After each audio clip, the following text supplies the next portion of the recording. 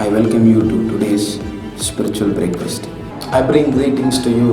Hello everyone, praise the Lord. Very good morning. I'm happy that God has brought us together to meditate His word today.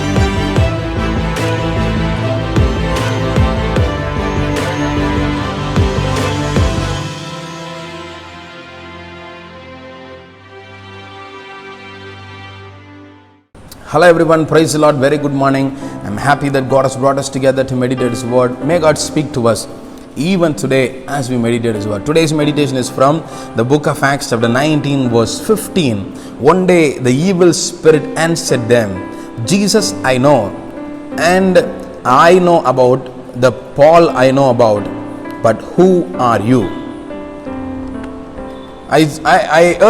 Yesterday we meditated about the Jewish magicians who have been roaming around there, and they wanted to use the same name that Apostle Paul is using to cast out demons.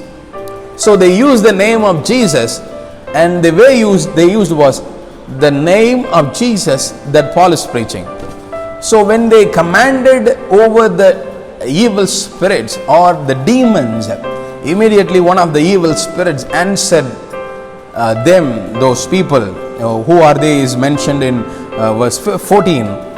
It replied to them, wait. Jesus we know, and also the Paul you are talking about, we know him. But who are you?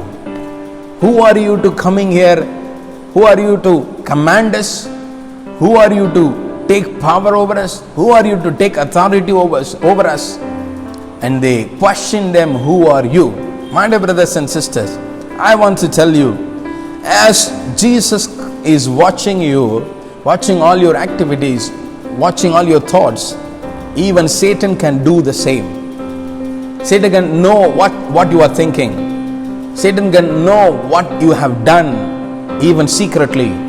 Satan knows how your life is living, how you are cheating, how it doesn't matter how you portray yourself outside. He knows even your secret life. Not just Jesus, but even Satan knows.